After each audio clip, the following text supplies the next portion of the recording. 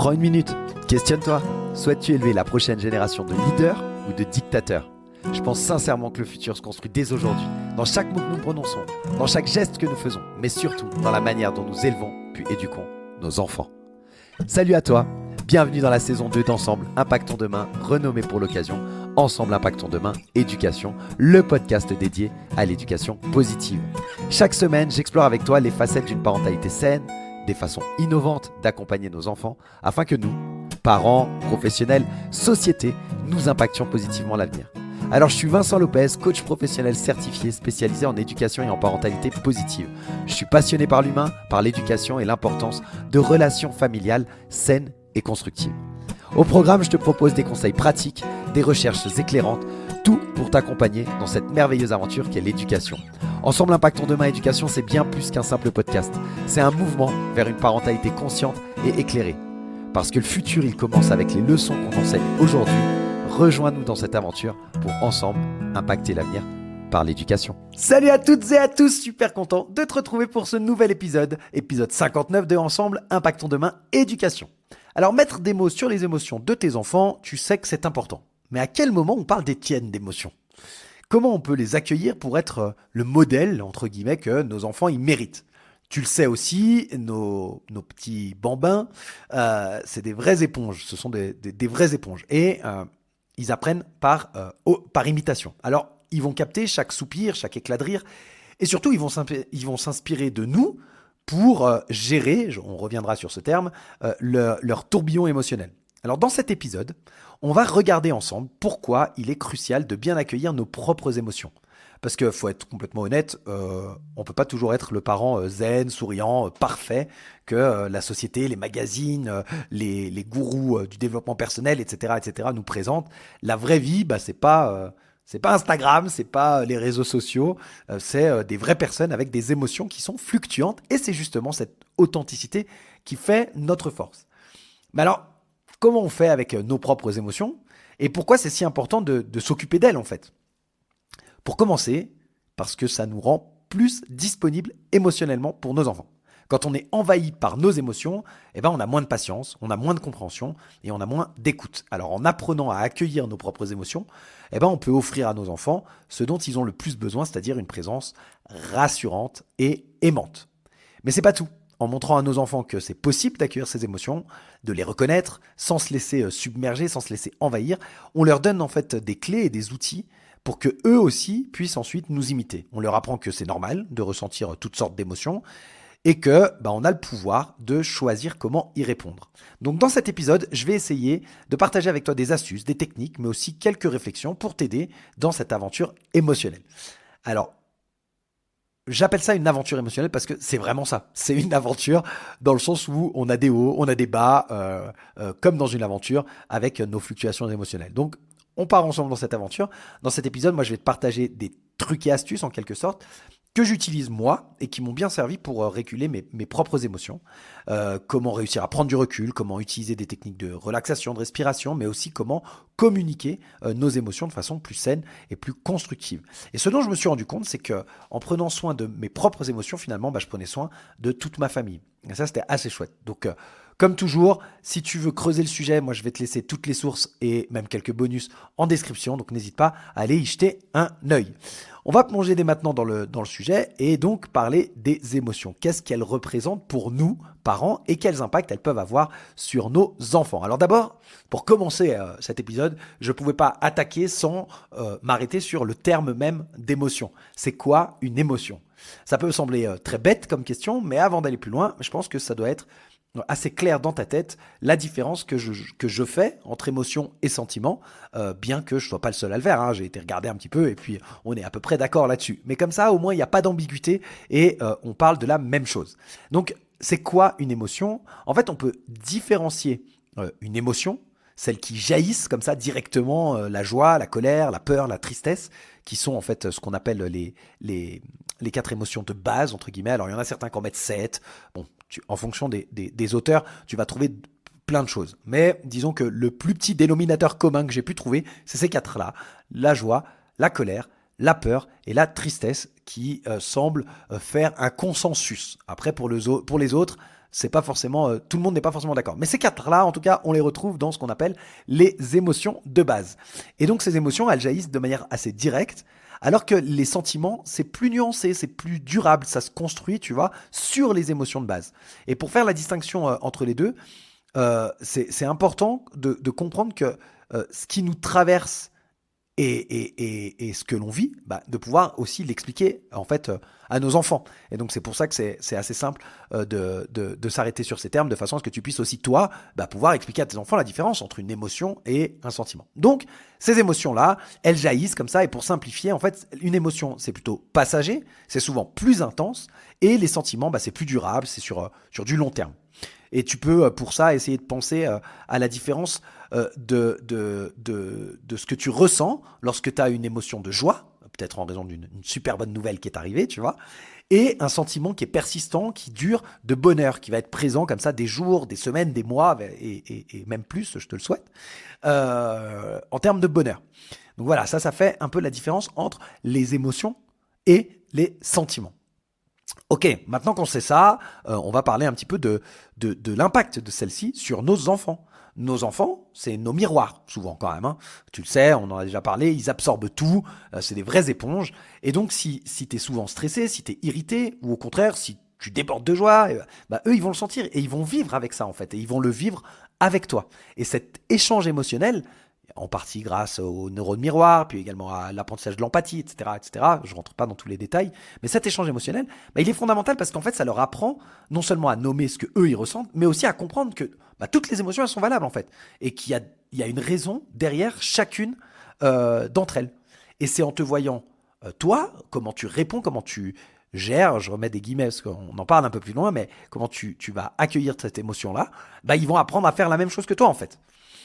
Et donc ça, c'est le plus beau, le plus bel apprentissage que tu peux offrir à tes enfants. Et enfin, j'avais envie un peu de te parler du rôle des émotions, parce que pour réussir à accueillir ces émotions, il faut comprendre un petit peu ce que c'est qu'une émotion et à quoi elle sert, etc. Donc si on prend un peu de recul, on réalise qu'en fait, nos émotions, c'est des sortes de signaux. C'est des messages que ton corps, que ton esprit, il t'envoie, et qui te disent tiens, t'as vu là, il y a quelque chose qui va pas, ou waouh, ça c'était vraiment trop bien.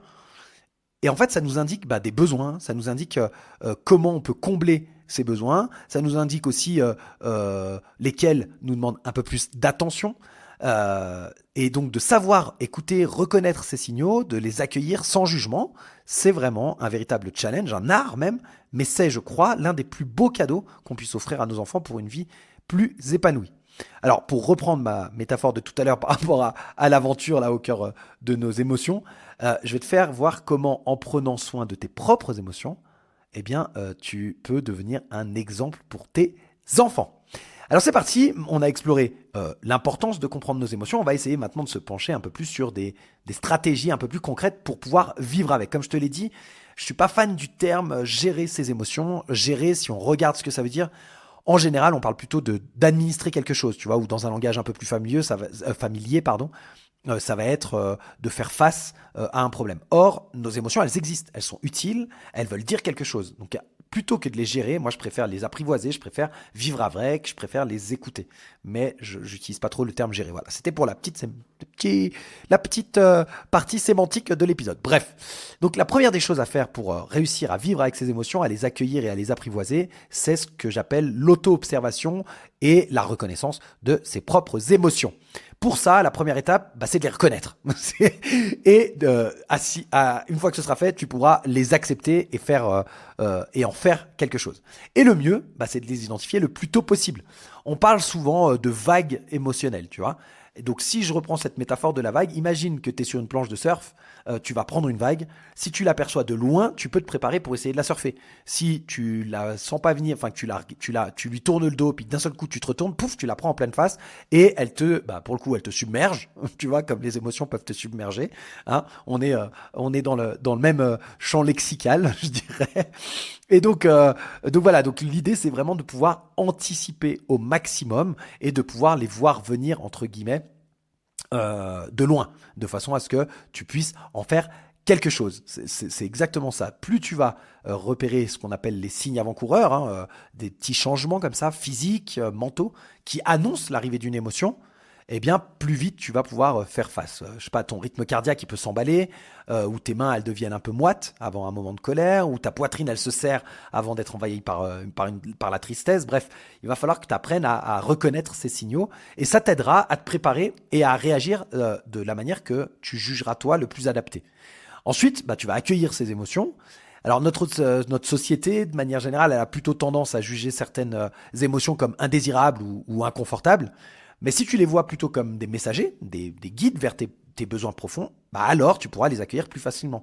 Je ne sais pas si tu le sais par exemple, mais si tu te penches sur l'étymologie du mot émotion, ça vient du latin immovere, qui veut dire ébranler, mettre en mouvement. Tu vois, immovere.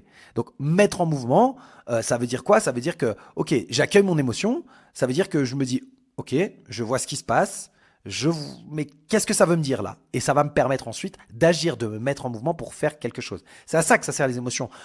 Alors bon, historiquement, si on remonte, tu vois, il y a cette histoire de la peur qui te servait à fuir le danger quand on était des chasseurs-cueilleurs ou je sais pas quoi. On prend souvent cet exemple-là. Aujourd'hui, quand même, quand tu as peur, c'est quand même beaucoup moins grave que ta vie, elle est en danger. La plupart du temps, c'est des peurs face à une situation qui est quand même moins grave que celle-ci. Pour autant, ça veut toujours dire la même chose, c'est-à-dire il va falloir que tu te mettes en mouvement dans le sens, il va falloir que tu fasses quelque chose pour pouvoir vivre cette émotion et en faire quelque chose comment dire, de constructif, quoi. Donc, de réussir à reconnaître, les voir arriver et les reconnaître, finalement, c'est un acte de respect envers toi-même. Et c'est une étape indispensable pour que tu puisses avoir une gestion, justement, plus saine, si on veut. Hein. Alors, quelques outils concrets que tu pourrais utiliser, des techniques un peu pratico-pratiques que je te donne, qui, moi, en tout cas, m'ont servi. Il y a ce qu'on appelle la cohérence cardiaque, j'imagine que tu connais déjà. Mais voilà, la cohérence cardiaque et la méditation, c'est vraiment des super outils. C'est des techniques qui vont pas seulement servir à te calmer sur le moment même, parce que ça, quand ça explose, tu vas pas te mettre à méditer. Ça va être compliqué si tu l'as jamais fait. Par contre, le fait de le faire de manière régulière, ça t'apprend à gérer ton énergie, à gérer tes sentiments, enfin tes émotions de manière beaucoup plus tranquille, sereine, tu vois, et de pouvoir anticiper. Et ça va créer comme ça des moments, parce qu'en fait, ça va rééduquer entièrement ton système nerveux sur le long terme. Et ça va rendre tes émotions un peu moins chaotiques, plus acceptables. C'est pas pour autant que tu vas pas les vivre. Le but, c'est pas ça. Hein. C'est pas de les renier ou quoi que ce soit. Bien au contraire. Hein. C'est simplement de pouvoir les vivre et de pouvoir les accepter et d'en faire quelque chose. Petite parenthèse, de mon côté, moi j'ai eu beaucoup de mal à me mettre à la méditation. Il y a aujourd'hui, et depuis en tout cas une bonne dizaine d'années, il y a de très nombreuses études qui ont démontré les bienfaits d'une pratique quotidienne de la méditation, et j'en suis convaincu depuis très longtemps. Mais j'ai essayé aussi pendant très longtemps de m'y mettre, et pour moi c'était impossible, j'arrivais pas à pratiquer, quoi. Donc ce que je faisais, c'est que j'appliquais différentes techniques de respiration. En l'occurrence, la cohérence cardiaque, je l'ai pas mal utilisée. J'ai aussi utilisé la technique du 4-7-8. Donc tu respires, tu bloques, tu expires. Enfin, tu inspires 4 secondes, tu bloques 7 secondes et tu expires 8 secondes. Voilà, je vais y arriver. Bref, mais je faisais ça en fait plusieurs fois par jour, mais je faisais ça 1 minute, tu vois, juste. Ok, je me pose, là je fais juste 1 minute de respiration, point. Ça j'arrivais à le faire, c'était dans mes cordes, il n'y avait pas de problème. Par contre la méditation, j'avais vraiment du mal, parce que dès que j'essayais, j'avais plein de trucs qui venaient dans ma tête, je pensais à plein de choses, et je me disais ouais, ça sert à rien. J'avais pas compris en fait le fonctionnement même de la méditation, jusqu'à ce qu'un jour je tombe sur quelqu'un qui expliquait que, contrairement à ce que pensent beaucoup de gens, et c'était d'ailleurs mon cas, la méditation c'est pas arrêter de penser. Alors bien sûr que je sais qu'on n'arrête pas de penser, parce que c'est impossible d'arrêter de penser, mais dans ma tête je me disais la méditation c'est faire le vide, enfin bref. Et en fait un jour j'entends parler cette personne et qui dit mais c'est impossible d'arrêter de penser. L'idée c'est, comme pour les émotions hein, finalement, c'est de laisser venir les pensées, mais de se focaliser uniquement sur le moment présent. Donc tu peux choisir ta respiration, tu peux choisir les sensations corporelles que tu as, tu peux choisir comment dire, les sons externes, tu peux choisir... moi la première fois que j'ai réussi réellement à méditer, je me suis concentré sur le fait que l'air qui rentrait, il était plus froid que l'air qui sortait, tu vois, tout simplement. Et j'étais pas au pôle Nord, mais je veux dire, quand tu inspires, sauf si tu vis dans un endroit très très très chaud ou que tu es en plein été à 40 degrés, bah, la plupart du temps, l'air que tu respires, en fait, quand il rentre dans les narines, il est plus frais. Et donc, bah, le fait qu'il soit plus frais, tu sens l'air qui passe dans les narines. Enfin, tu vois, il y a des sensations. La première fois que j'ai réussi à méditer, c'était grâce à ça. Je me suis focalisé que là-dessus. Alors oui, j'avais des pensées qui venaient, mais à chaque fois, j'essayais de me concentrer là-dessus. Et ça fait que ça m'a permis de rester comme ça 5 minutes. C'était la première fois et j'étais hyper fier de moi d'avoir tenu 5 minutes à ne rien faire autre que de me focaliser sur le moment présent. Et en fait, la méditation, c'est ça. C'est se focaliser sur le moment présent. Et en tout cas pour moi, ça a vraiment complètement changé mon approche de la méditation et maintenant bah, je pratique tous les jours au moins 10 minutes, un quart d'heure. Donc voilà, à toi de trouver ce qui te fait du bien. C'était la petite parenthèse méditation, mais franchement, moi j'ai tellement galéré et j'ai essayé des applications, j'ai essayé plein de trucs, mais j'arrivais pas. Voilà, si ça peut te servir, tant mieux.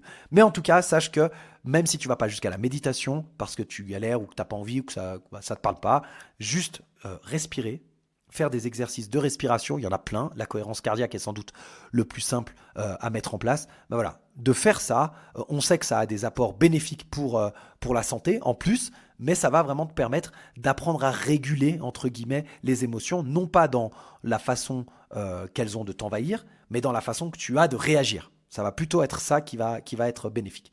Un autre outil pardon, que je peux te conseiller, bah, c'est tout ce qui est exercice ludique, comme comment ça s'appelle, les cartes émotions besoins. En fait, c'est des cartes, c'est des outils géniaux pour toi et pour ta famille, parce que ça va permettre d'exprimer et de comprendre les émotions de manière visuelle et interactive.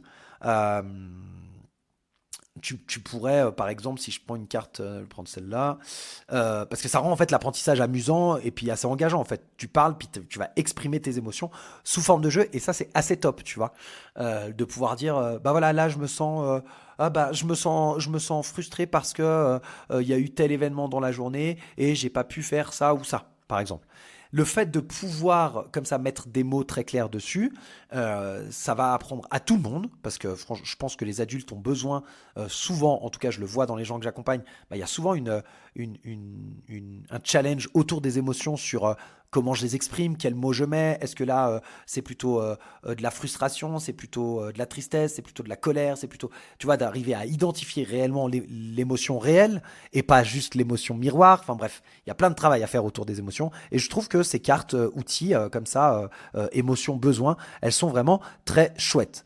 Et enfin, et j'en reviens bien entendu toujours à ça, dans tous les épisodes je crois que je parle de ça, mais c'est vraiment le b.a.-ba et la base, pour moi en tout cas, une communication honnête et constructive. Pour moi, c'est vraiment le b.a.-ba d'une famille qui soit, comment on peut dire, ouais, épanouie, émotionnellement intelligente, je sais pas où tu vois, mais une famille unie, en tout cas une famille qui fonctionne. Ça ne veut pas dire que c'est tout beau, tout rose tous les jours, bien entendu que non, mais justement le fait de pouvoir avoir un espace de communication, de pouvoir échanger de manière le plus ouverte possible sur toutes les thématiques, je te parlais la semaine dernière de l'anatomie et puis des différentes parties intimes, comment les nommer, etc.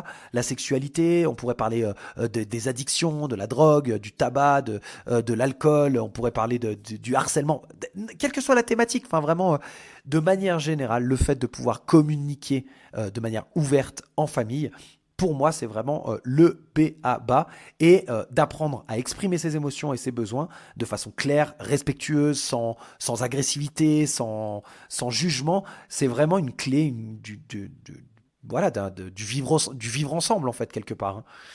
À mes yeux en tout cas, et je trouve que ça peut commencer par des phrases toutes simples, tu vois, par exemple, j'ai fait tout un épisode sur la communication non violente, tu t'inspires de la communication non violente, et puis tu as des phrases toutes simples, je me sens telle émotion, tu vois, quand il se passe ça, ou alors j'ai besoin de, bref, tout ça, c'est en pratiquant de nouveau que tu vas petit à petit réussir à ce que ça devienne des automatismes. Et c'est avec cette communication bienveillante, non violente, comme je te disais, que tu vas réussir à tisser des liens qui soient solides et aimants au sein de ta famille de manière naturelle et qui puissent te permettre d'échanger sur tous les sujets.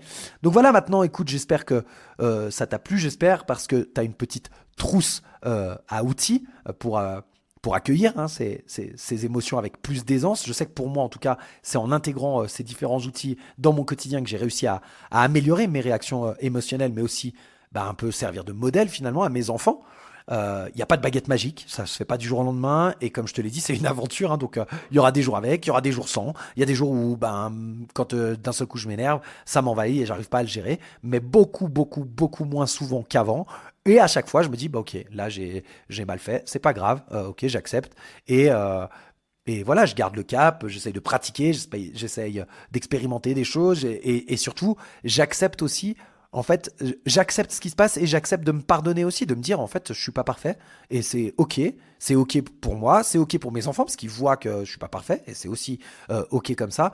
Et finalement, quand t'arrives pas à faire ce que tu veux, juste d'accepter que tu n'y arrives pas et que tu feras mieux la prochaine fois, c'est l'effort qui compte en fait. Donc voilà, moi c'est comme ça que j'essaie de fonctionner. Mais comme je te le dis, il y a des hauts et des bas et il faut pas t'attendre à ce que ça change du tout au tout. Il n'y a pas de recette miracle et tous ceux qui te diront le contraire, ils essayent de t'embobiner, hein, ni plus ni moins, parce que non, ça n'existe pas. Il n'y a pas de recette miracle. On est des êtres humains et les émotions, c'est un sujet qui est vraiment, vraiment, vraiment riche, mais très complexe. Et pour t'aider un petit peu là-dedans, si tu veux, pour essayer de compléter cette petite trousse à outils que je t'ai partagée. Je te partage très rapidement quelques ressources complémentaires. Tu vas les retrouver aussi dans la description si tu as besoin, comme ça, tu n'as pas besoin de prendre des notes tout de suite. Il y a des livres, il y a des applications aussi que je t'ai mises qui peuvent t'accompagner, toi, ta famille, dans cette aventure hein, de la découverte et de l'acceptation de tes émotions. Donc, je t'ai sélectionné 3 livres et 2 applications. Alors, pour les livres, je t'ai sélectionné La couleur des émotions de Anna Yenas. C'est vraiment une merveille pour les enfants, pour pouvoir explorer de façon ludique, de façon colorée les différentes émotions. J'aime beaucoup.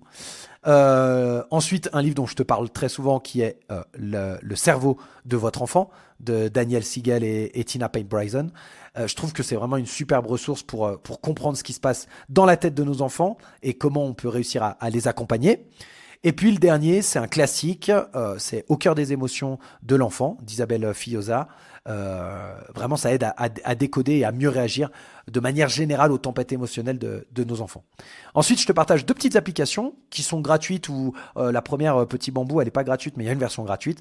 Donc c'est Petit Bambou, hein, qui est extrêmement connu maintenant, mais qui offre des méditations guidées à la fois pour les grands, mais aussi pour les enfants. Donc tu peux même te mettre à la méditation avec tes enfants. Moi maintenant, j'essaye de le faire avec mon fils qui a bientôt 9 ans et il apprécie ça. Il prend du plaisir au début, pas forcément. Maintenant, on arrive à rester 10 minutes, un quart d'heure à faire de la méditation guidée comme ça avec lui. C'est assez génial. C'est de nouveau des moments que tu peux partager avec tes enfants, donc c'est assez cool. Et en plus, ça leur apporte plein de choses.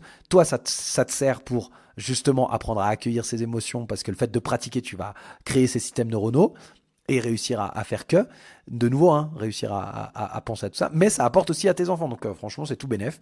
La deuxième appli c'est Respirelax Plus.